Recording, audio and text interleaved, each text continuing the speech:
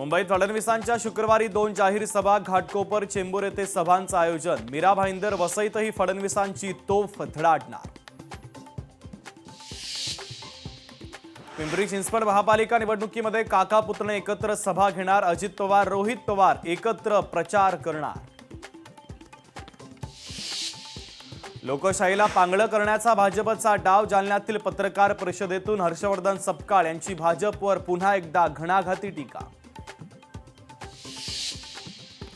अहिल्यानगरमध्ये महायुतीचाच महापौर असेल. अहिल्यानगरची जनता आपल्याला निवडून देणार. मुख्यमंत्री देवेंद्र फडणवीसांनी व्यक्त केला विश्वास.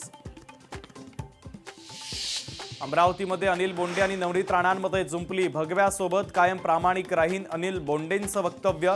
भगव्यासोबत बेईमानी करणाऱ्याला सोडणार नाही, नवनीत राणांचा पलटवार.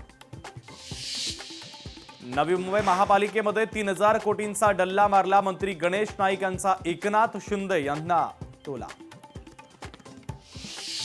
अंबरनाथमधील काँग्रेसचे नगरसेवक केवळ विकासासाठी भाजपमध्ये. काँग्रेसच्या आरोपाला रवींद्र चव्हाणांचं प्रत्युत्तर. गौरी गर्जे आत्महत्या प्रकरणी अनंत गर्जे वकिलामार्फत जामिनासाठी करणार अर्ज.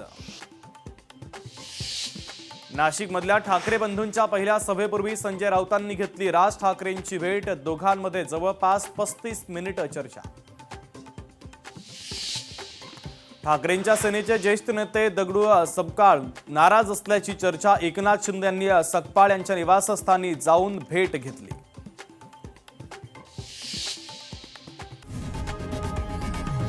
लोकशाही मराठी ऐका, पहा, जागरूक रहा.